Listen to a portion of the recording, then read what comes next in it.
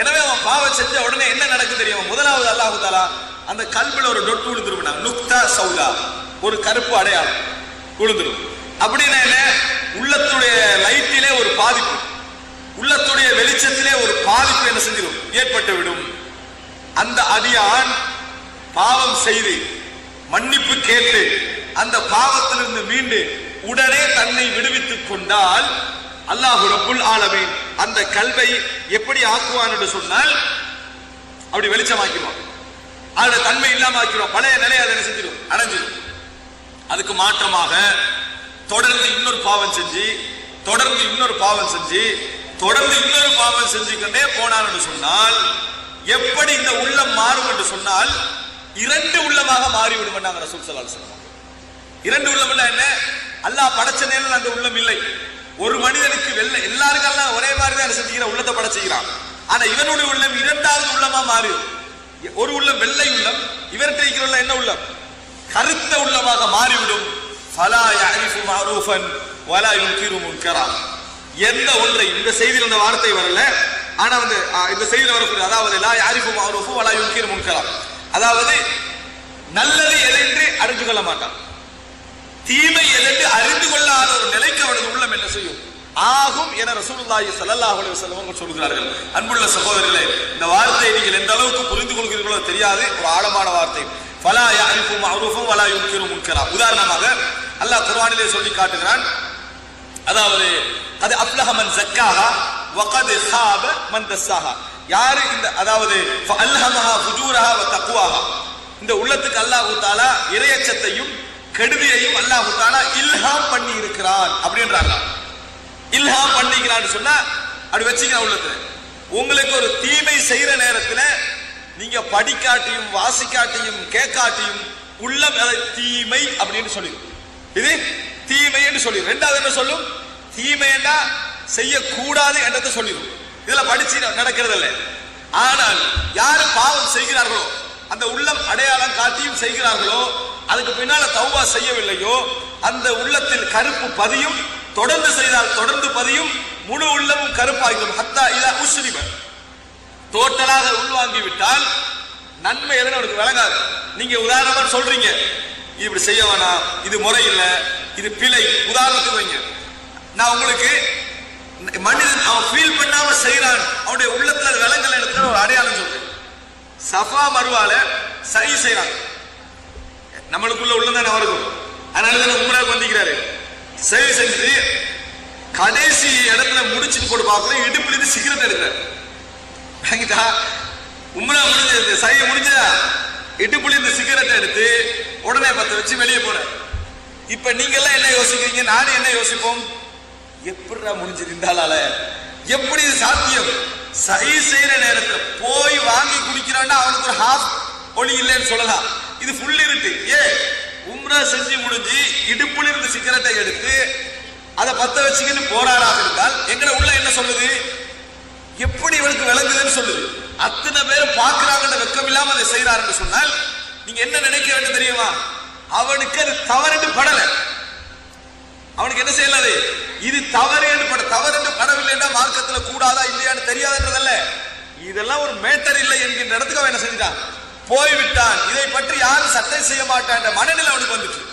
இந்த நிலை அவனுக்கு சிகரெட்ல வந்தது. நம்மளுக்கு எத்தனை விஷயத்துல இருக்கிறதோ என்பது நம்மளுக்கு தெரியாது. அவனுக்கு அதுல வந்தது, நம்ம அதுல பார்க்கிறோம். ஆனா நமக்கு எந்தெந்த இடங்கள்ல இருக்கிறதோ என்பது தெரியாது.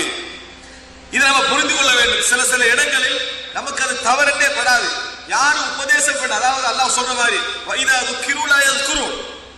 நீங்கள் ஞாபகம் ஊட்டினால் அவர்கள் ஞாபகப்படுத்திக் கொள்ள மாட்டார்கள். அல்லாஹ் என்ன சொல்றான்? ஃபதக்கிர் ஃபஇன்ன ذிக்ரா தன்ஃபஉல் முஃமினீன். ஞாபகப்படுத்துங்கள், ஞாபகப்படுத்துவது முஃமின்களுக்கு பயனளிக்கும் என்று அல்லாஹ் தஆலா சொல்றான். ஆனா அல்லாஹ் தஆலா சொல்றான் வைதா ذுக்கிரு லா யذ்குரூன், அவர்களுக்கு நீங்கள் ஞாபகம் ஊட்டினால் அவர்கள் ஞாபகத்தை அடைந்து கொள்ள மாட்டார்கள் என்று அல்லாஹ் தஆலா சொல்வதை பார்க்கிறோம். அப்படி என்றால் இந்த இரண்டாவது கட்டம் இருக்கிறது, நமது உள்ளத்தை நாம் அடையாளம் கண்டு கொள்வது மிக முக்கியம். அன்புள்ள சகோதரர்களே, உள்ளம்தான் எங்களுக்குரிய லைட். இது தவறு, இது சரி என்பது யார் உபதேசம்? நீங்க எவ்வளவு மார்க்க உரைகள் கேட்டாலும், எங்க பயான் கேட்டாலும், எங்க படிச்சாலும், எதை கேட்டாலும் உள்ளம் லைட்டாக இருந்தால் மட்டும்தான், அப்படி முழுமையாக லைட்டடாக இருந்தால் மட்டும் மட்டும்தான் உங்களுக்கு செய்திகள் விளங்கும். இது சரி, இது பிழை என்பது இல்லைன்னா என்ன செய்யாது, விளங்காத ஒரு நிலை அடையும் என ரசூலுல்லாஹி ஸல்லல்லாஹு அலைஹி வஸல்லம் சொல்கிறார்கள். தவறுகள் கூட நம்மளுக்கு என்ன செய்யாது, புரியாது. இந்த சாதாரண இஃப்தார் டென்ட்டுகளை பாருங்க, நோம்பு திறந்து எல்லாம் முடிஞ்சிட்டு வெளியே வந்து எங்கேயாவது அங்க போனாலும் கூட மறைஞ்சு இருக்கிறாங்க, பகிரங்கமா வாசல்ல வச்சு சிகரெட் குடிச்சிட்டு இஃப்தார் முடிச்சிட்டு வாரோம், பகிரங்கமாக வாசல்ல வச்சு. அவன் யாருக்கும் முரண்பாடு குடிக்கல, யாரோடைய எதிர்க்கணும் குடிக்கல, அவனுக்கு அதுல தவறு என்றது என்ன செய்யல, அந்த உள்ளம் அதை காட்டவில்லை. அன்புள்ள சகோதரர்களே, இது எவ்வளவு பெரிய விஷயம் தெரியுமா? சிலரை நீங்கள் பார்க்கலாம், பகிரங்க சபையில் எல்லோரும் இருக்கக்கூடிய சபையில் அர்த்தமற்ற விஷயங்களுக்கு கோபப்படக்கூடியவங்களை நீங்க பார்க்கலாம். கோபம் கூடாது என்பது தெரியும், கோபம் பாவம் என்பது தெரியும், பலங்களில் இஸ்லாம் அதை கண்டித்திருக்கு தெரியும், இதனால பாதிப்பு என்பது தெரியும், தனது மரியாதை தான் இதனால போக போகுதுன்னு அவருக்கு தெரியும். நீங்க யாரும் சொல்ல தேவையில்லை. ஆனா தெரிஞ்சவருக்கு அது தவறுன்னு விளங்கல பாருங்க, அதை செய்யக்கூடாது விளங்கல பாருங்க. அதுதான் அந்த உள்ளம். அல்லாஹ் தஆலா சொல்லுகிறானே, கதமல்லாஹு அலா குலூபிஹிம் வ அலா சம்இஹிம் வ அலா அப்சாரிஹிம் கிஷாவா. அல்லாஹ் தஆலா சொல்லி காட்ட அவருடைய இதயங்களில் அல்லாஹ் தஆலா முத்திரை குத்தி விட்டான். முத்திரை குத்திட்டான அர்த்தம் என்ன, சீல் பண்ணி விட்டான அர்த்தம் என்ன, அந்த உள்ளத்துக்கு அல்லாஹ் வச்சிருந்த லைட் போய்விட்டால் யார் அல்லாஹ் தஆலா நூர் ஆக்கவில்லையோ ஃபமா லஹு மின் நூர், அவருக்கு ஒளி கிடையாது என்று அல்லாஹ் தஆலா சொல்லி காட்டுகிறான். அன்புள்ள சகோதரர்களே, நபி அவர்கள் கேட்ட தஹஜ்ஜுடைய வேளையில் கேட்ட மிக முக்கியமான துஆக்கள் ஒன்றது எது? அல்லாஹும்ம ஜஅல் ஃபீ கல்பி நூரா வ ஃபீ லிசானி நூரா வ ஃபீ சம்இ நூரா வ ஃபீ பஸரி நூரா. அப்படின்னு நீண்ட துஆ அது. என் உள்ளத்திலே யா அல்லாஹ் ஒளியை ஆக்குவாயாக, என் கண்ணிலே ஒளியை ஆக்குவாயாக. அது கவிதை வர்ணனை கிடையாது, நேரடியான நபிகளாருடைய துஆ. எனவே இரண்டாவது செய்தி, மிக முக்கியமான செய்தி சகோதரர்களே, இந்த மாதிரி ஆகிவிட்டால் மனிதன் இந்த நிலையை அடைவான் என்று ரசூல் ஸல்லல்லாஹு அலைஹி வஸல்லம் சொல்லி காட்டுறாங்க. அதை சொல்லிவிட்டு ரசூலுல்லாஹி ஸல்லல்லாஹு அலைஹி வஸல்லம் சொன்னார்கள், அந்த உள்ளத்துக்கு பேர் வஹுவர் ரான் அப்படின்னா, வஹுவர் ரான் அப்படின்னு ரசூலுல்லாஹ் சொன்னார். சொல்லிவிட்டு சொன்னார்கள், அல்லாஹ் தஆலா சொல்லி காட்டுகிறார், கல்லா இன்னஹும் அர் ரப்பிஹிம் யௌம இதில் லமஹ்ஜூபூன், கல்லா இன்னஹும் அர் ரப்பிஹிம் யௌம இதில் லமஹ்ஜூபூன். நாளை அவ்வாறு அவர்கள் நாளை மறுமையில் நரகத்தை விட்டு ஹிஜாப் போடப்படுவார்கள், தடுக்கப்படுவார்கள் என்று அந்த வசனத்தை ரசூல் ஸல்லல்லாஹு அலைஹி வஸல்லம் அவர்கள் ஓதி காண்பிக்கிறார். ஏன்னா அதுல என்ன வருது? கல்லா பல் ரான அலா குலூபிஹிம் மா கானூ யக்ஸிபூன். அவர்கள் என்ன விஷயங்களை செய்து கொண்டிருந்தார்களோ, எந்த விஷயங்களை சம்பாதித்துக் கொண்டிருந்தார்களோ, அவைகள் அவர்களது உள்ளங்களிலே கரையாக படிந்து விட்டன, கரை போல அது படிந்து விட்டன என்று அல்லாஹ் தஆலா சொல்லி காட்டுகிறான். அதனால் தங்கள் இறைவனை விட்டு அவர்கள் தடுக்கப்படுவார்கள். அன்புள்ள சகோதரர்களே, நிறைய பேர் இது விஷயத்துல அலட்டிக் கொள்வதே கிடையாது. நிறைய பேர் இந்த உள்ளம் லைட் அந்த ஒளி குறைஞ்சு போற விஷயம் இருக்குது, இதுல அலட்டிக் கொள்வது கிடையாது. ஆனால் ஒன்றை புரிந்து கொள்ளுங்கள், மறுமையில் தான் தண்டனை. இந்த உலகத்திலே 50-60 வயது தாண்டுகிற நேரத்தில் நீங்கள் உணர்வீர்கள். நிறைய பேர் நம்ம பார்க்கிறோம், அவர் அப்படித்தான், அவருடைய குவாலிட்டி இப்படித்தான், அவரால் அதை மாற்ற முடியாது, அவருடைய இயல்பு அது இப்படி என்று சீல் நம்ம வைக்கிறோமா இல்லையா? நிறைய பேருடைய அது பிழையான மோசமான தவறான குணத்துக்கு சீல் வைக்கிறோம். அவர் அப்படித்தான், அவர் முந்தியே அப்படித்தான், அவரால் மாற்றவில்லைன்னு சொல்றோம். ஏன் ரசூலுல்லாஹ் என்ன சொன்னாங்க? 60 வயது வரை இந்த உலக அதரல்லாஹு லம்ரஇன் பலக 60 சனா மினல் உம்ர், வயதிலே 60 அடைந்தவருக்கு அல்லாஹ் தஆலா எந்த ரீசனையும் ஏத்துக்கல மாட்டான் அப்படின்னு நாங்க சொல்லலாம். என்ன காரணம்? எல்லா ரீசனெல்லாம் கொடுத்துட்டான். உனக்கு வயசு கிடைச்சது, அனுபவம் கிடைச்சது, வாழ்க்கையில நிறைய சந்தர்ப்பம் கிடைச்சது, நிறைய பேரை சந்திக்க கிடைச்சது, நிறைய அட்வைஸ்கள் கிடைச்சது. அதுக்கு பிறகு அல்லாட்ட ரீசன் என்ன செய்யலாது, கிடைக்காது. 30 வயசுல போத்தாங்கன்னா ஒரு ரீசன் இருக்கு, இன்னொரு 30 எனக்கு தந்திருக்கலாண்டு. ஆனா 60 அடைந்தவனுக்கு ரீசன் கிடையாது. ரசூல் ஸல்லல்லாஹு அலைஹி வஸல்லம் அவர்கள் என்ன காரணம்? அந்த இடங்களை நம்ம மாற்றிக்கொள்ளவில்லை என்று வைங்க, அப்படி இதயத்தில் அப்படி கரையாக படிந்தால் அந்த இடம் விளங்காது. உள்ளத்தை அடையாளம் காண அல்லாஹ் வேறொன்று எங்களுக்கு வைக்கவில்லை. உள்ளத்தின் மூலம் அடையாளம் காண்றோம், உள்ளத்தின் மூலம் நம்ம அடையாளம் காண்றோம். உள்ளத்துல கரை படிந்தால் அதை அடையாளம் காண வைக்கவில்லை. அதனாலதான் ரசூலுல்லாஹ் சொன்னாங்க, ஃபஸ்அலுல்லாஹ யுஜத்தித ஈமானக்கும், உங்களது ஈமானை புதுப்பிக்க அல்லாஹ்விடத்திலே துஆ கேளுங்கள். ரசூல் ஸல்லல்லாஹு அலைஹி வஸல்லம் உங்கள் ஈமானை புதுப்பிக்க அல்லாஹ்விடத்திலே நீங்கள் துஆ செய்யுங்கள் என்று ரசூலுல்லாஹி ஸல்லல்லாஹு அலைஹி வஸல்லம் அவர்கள் சொன்னார்கள் என்ற செய்தியை பார்க்கிறோம். தௌபா செய்யுங்கள், அப்பொழுதுதான் அந்த கரை அகலும் என்று ரசூல் ஸல்லல்லாஹு அலைஹி வஸல்லம் சொன்னதை நாம் என்ன செய்கிறோம் பார்க்கிறோம். என்ன துஆ செய்யுங்கள், துஆக்கள் நான் ஒன்று என்று சொன்னேன். இரண்டாவது என்ன? கரைபடியுமே. அந்த கரையை நீக்க என்ன வழி? தௌபா செய்யுங்கள், அதுதான் வழி என்று ரசூலுல்லாஹி ஸல்லல்லாஹு அலைஹி வஸல்லம் சொல்கிறார்கள். அது போயிட்டா போனதா சகோதரர்களே. நபிகளாருக்கு முன்னால் கூட பலர் அப்படி நடந்திருக்கிறார்கள். ரசூல் ஸல்லல்லாஹு அலைஹி வஸல்லம் தெரிஞ்ச செய்தி, ஒருவர் கோபப்பட்டு கண்டிக்கிறாரு. அப்ப ரசூலுல்லாஹ் சொன்னா, இன்னி லஅரிஃபு கலிமத்தன் லவ் காலஹா தஹப அன்ஹா மா யஜித் தஹப அன்ஹு மா யஜித். அதாவது எனக்கு ஒரு வார்த்தை தெரியும், அதை அவர் சொன்னார் என்று சொன்னால் அவர் இப்போ காணக்கூடிய அந்த கோபம் அவரை விட்டு போயிரும் என்று சொன்னாங்க. இதை போய் அந்த நபித்தோழர் சொல்றாரு, அவுது பில்லாஹி மினஷ் ஷைத்தானிர் ரஜீம் சொல்லுங்க. அவர் என்ன சொன்னாரு? அத்துரானி மஜ்னூன், நான் பைத்தியக்காரனான்னு கேட்டார். நான் என்ன பைத்தியக்காரனான்னு கேட்டார். ஏன்? கோபத்தில் உச்சகட்டம் செய்தாரு. சொன்னது நபிகளார்ன்றது கூட என்ன செய்யல, அவருக்கு விளங்கவில்லை. உள்ளம் அப்படிதான். நம்ம இங்கிருந்து என்ன யோசிக்கணும் தெரியுமா? அவர் அப்படி சொல்லிக்கிறார் பாருங்க, நாம என்ன சொல்லுவோமா அப்படி நம்ம நினைக்கிறோம். ஆனால் கரை படித்து விட்டா நாம என்ன சொல்லுவோமான்னு நீங்க உணர்றீங்களே, அது விளங்காது. அது என்ன செய்யாது? எங்களை விட்டு விளங்காத தூரத்திலே போய்விடுவோம். அன்புள்ள சகோதரர்களே, எனவே உள்ளத்துக்கென ஒரு கரை உண்டு. அந்த கரை படிந்தால் எங்களால் ஒரு நாளும் சரியது தவறியது என்பதை கண்டுகொள்ள முடியாது.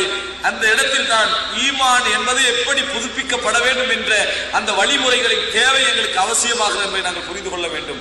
மூன்றாவது சகோதரர்களே, எமது பலகீனங்கள், நாம் உணரக்கூடிய முக்கியமான சில பலகீனங்கள் ஒன்றுதான் நம்ம ஈமானை புதுப்பித்தல் விஷயத்திலே எதுல கூடுதலாக கவனம். இந்த உள்ளத்தை நான் சொன்ன லைட், இந்த ஒளி இல்லாம போகுது, அதுக்கான ஒரு காரணம் இருக்கு.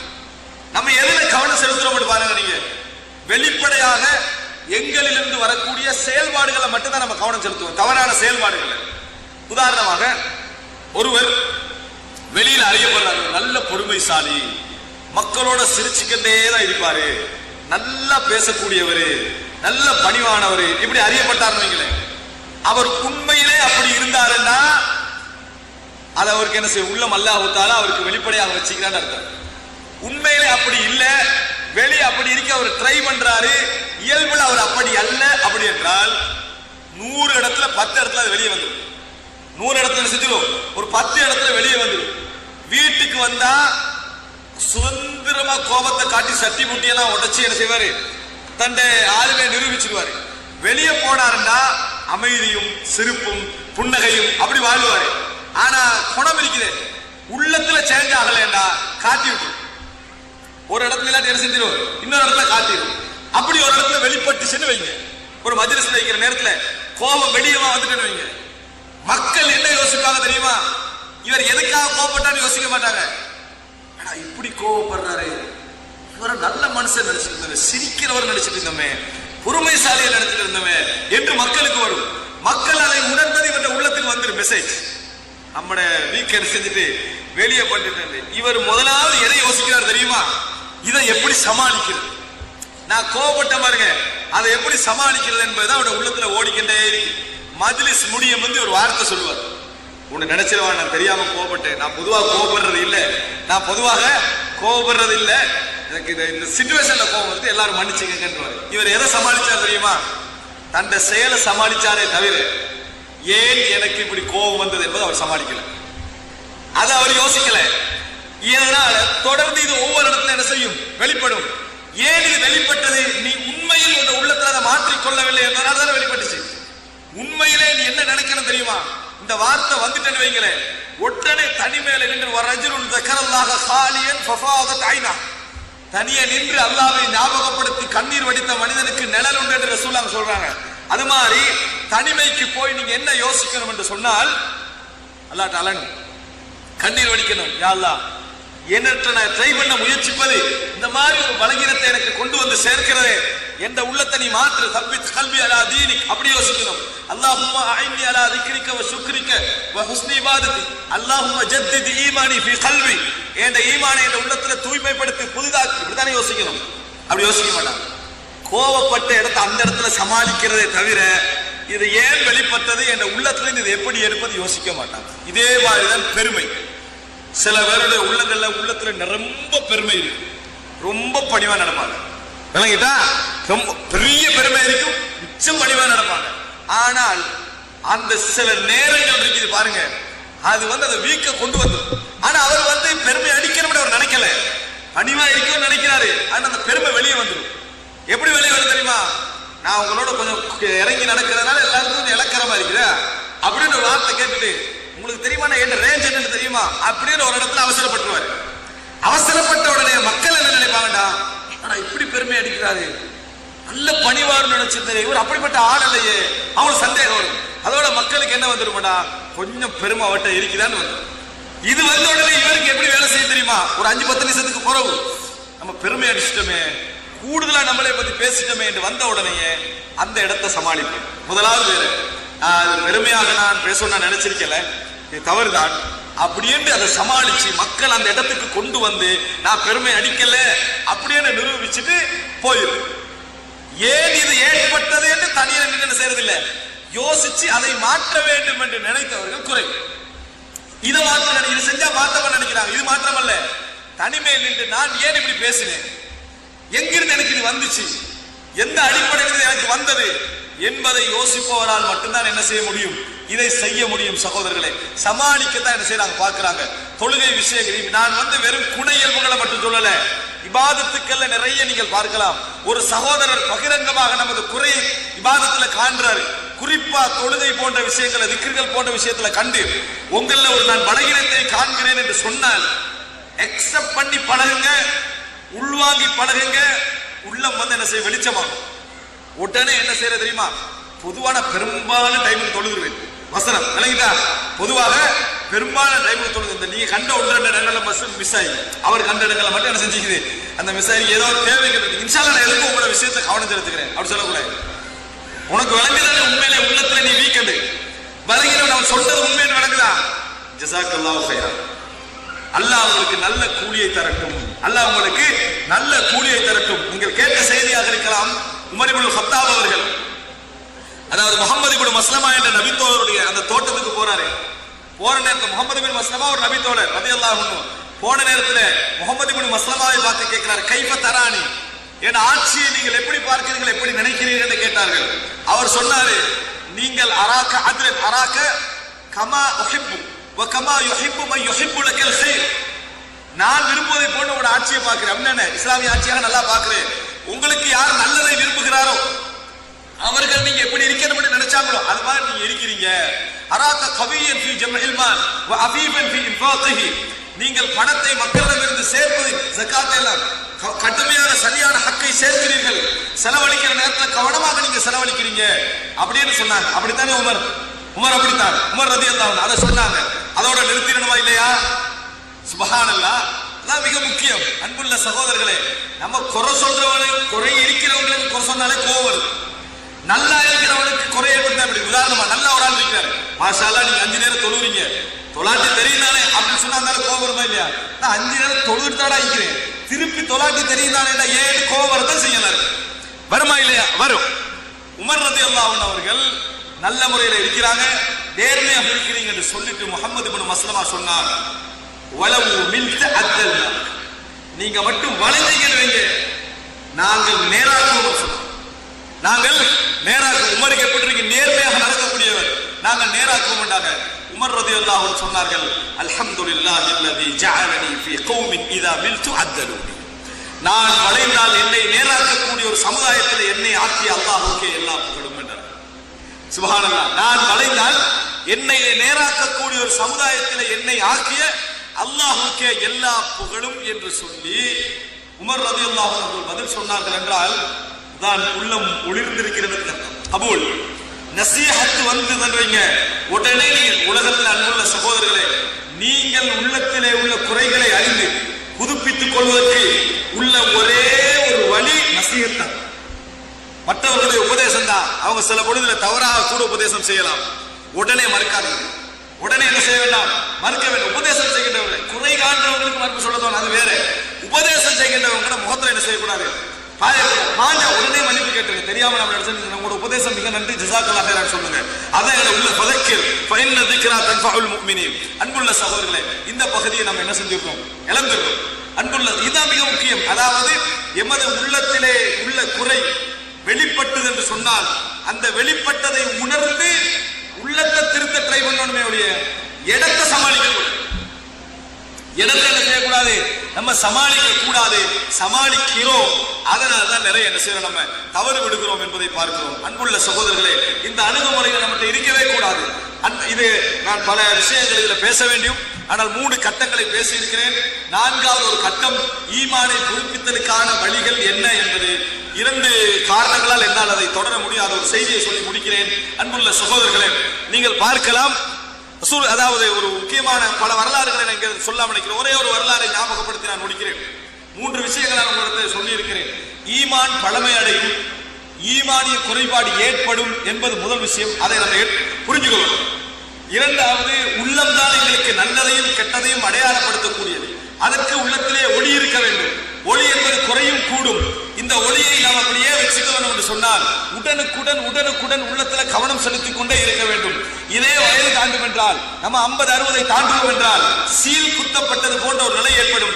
நல்ல விஷயங்களை அறிந்து கொள்ள மாட்டோம், தீமையான விஷயங்களை அடையாளம் கண்டு கொள்ள மாட்டோம், உபதேசங்கள் கூட பயனளிக்காது. இதற்காக வேண்டி நாம் அதை உணர்ந்து கொள்ள வேண்டும். 3வது, எப்பொழுதும் உள்ளத்தை திறந்து கொள்ள இறைவன் தரக்கூடிய சிறந்த வழிகளில் ஒன்று சூழ உள்ள மக்களுடைய உபதேசம் தான். அந்த உபதேசத்துக்காக எங்களை உள்ள ரெடியாகவே இருக்கணும். இடங்களை சமாளிக்க கூடாது, இதயங்களை நாங்கள் என்ன செய்ய வேண்டும், சரிப்படுத்த வேண்டும். இடங்களை சமாளித்தல் எல்லோருக்கும் இயலும், இதயங்களை சரிப்படுத்தல் சிறந்த மனிதர்களால் மட்டும்தான் என்ன செய்யும் முடியும். அதுக்கு உதாரணத்தை நான் சொன்னேன். கடைசியாக அன்புள்ள சகோதரர்களே, பாருங்கள், ஒரு பணிவடைந்த உள்ளம் எப்படி ஒரு நசீகத்தையும் ஒரு விமர்சனத்தையும் எதிர்கொள்ளும் என்றதை பாருங்கள். ஷேக் நாசருதீன் அல்பானி அவர்கள் மரணப்படுக்கையில், அதாவது ஒரு நோய்வாய்ப்பட்ட அந்த காலப்பகுதியில் இருக்கிற நேரத்தில் ஒருவர் வந்து ஷேக் அல்பான்ட்ட சொல்றாரு, உசைமின் உங்களை பற்றி ஒரு விமர்சனம் செஞ்சுக்கிறாரு. இப்னு உசைமின் உங்களை பற்றி ஒரு விமர்சனம் செஞ்சுக்கிறாரு. என்னன்னா, நீங்க சஹீஹ் என்று சொல்ற விஷயத்துல மிச்சம் வீக் அப்படின்னு சொல்லிக்கிறாரு. முத்தசாஹில், பலகீனமான ஹதீஸ் எல்லாம் போட்டு என்ன செஞ்சிருவீங்க, பலம் என்று சொல்லிருவீங்க, அதுல உங்களுக்கு வீக் கொண்டு இருக்குது அப்படி என்று சொல்லி உசைமின் உங்களை விமர்சித்து இருக்கிறார் அப்படின்றாங்க. எப்படி இருக்கு? மௌத்தாக படுக்கையில் இருக்கக்கூடிய ஒரு ஆளுக்கு இந்த உபதேசம் வந்தா நம்மளோட நிலைமை எப்படி இருக்குன்னு நினைச்சு பாருங்க. அதாவது இன்னும் சொல்ல போனா நல்ல ஒரு நிலை அது. ஷேக் அல்பானி உலகம் உள்ள புகழ் இருக்கக்கூடிய நேரம். ஷேக் அல்பானி என்ன சொல்ல தெரியுமா? அல்ஹம்துலில்லாஹ், அல்லாஹ்வுக்கே எல்லா புகழும். வலகத் அத்ரக்து அஹ்ல நஜ்த் வமா யுஃபர்ரிகூன பைன ضعீஃப் வஸ்ஸஹீஹ். நான் நஜ்த் வாசிகள், அல்லாஹ் சவுதியை சொல்றாங்க, அந்த உலமாக்களை ஒரு காலத்தில் சந்தித்திருக்கிறேன். ضعீஃப் என்றால் என்ன, சஹீஹ் என்றால் என்ன என்று அவர்கள் பிரித்தறிய முடியாத ஒரு காலகட்டத்திலே இருந்தார்கள். இன்று ஷேக் அல்பானி அவர்கள் சஹீஹ் என்று சொல்வதில் பலகீனம் என்று சொல்லக்கூடிய இடத்திற்கு அவர்கள் வந்திருக்கிறார்கள் என்றால் அல்லாஹ்வுக்கே எல்லா புகழும். அவர்கள் வளர்ந்திருக்கிறார்கள், அவர்கள் உயர்ந்திருக்கிறார்கள். இன்றைக்கு சஹீஹ் இல்மை ஷேக் அல்பானி கூட சொன்னாலும் பிழைபிடிக்கக்கூடிய நிலையில் மக்களுடைய அறிவு வளர்ந்திருக்கிறது. அல்ஹம்துலில்லாஹ் என்று சொன்னார்கள். முடியுமா சகோதரர்களே? என்ன ஒரு பணிவு, என்ன ஒரு பதிவு! யாரால் எதிர்கொள்ள முடியும் தெரியுமா? எப்பொழுதும் தன்னை உயர்த்தி பார்த்துக் கொள்ளாத திறந்த உள்ளத்தோடு குறைகளை வரவேற்கக்கூடிய மனோநிலையோடு யார் இருக்கிறார்களோ அவர்களால் தான் இந்த அடிப்படையில் எல்லா விஷயங்களையும் எதிர்கொள்ள முடியும். அல்லாஹ் ரப்புல் ஆலமீன் எம் அனைவரையும் ஈமானை உள்வாங்க, ஈமானை புதுப்பிக்கின்ற நிலையிலும் அடிக்கடி எங்கள் உள்ளம் பற்றி சிந்திக்கக்கூடிய நிலைமையும் அல்லாஹ் தஆலா எம் அனைவரையும் ஆக்கியர் புரிவானாக. ஹாதா மா இந்தி வல் இல்மு இன்தல்லாஹ் வ அகூலு கௌலி ஹாதா வ அஸ்தக்ஃபிருல்லாஹ லி வ லக்கும். அஸ்ஸலாமு அலைக்கும் வ ரஹ்மத்துல்லாஹி வ பரகாத்துஹு.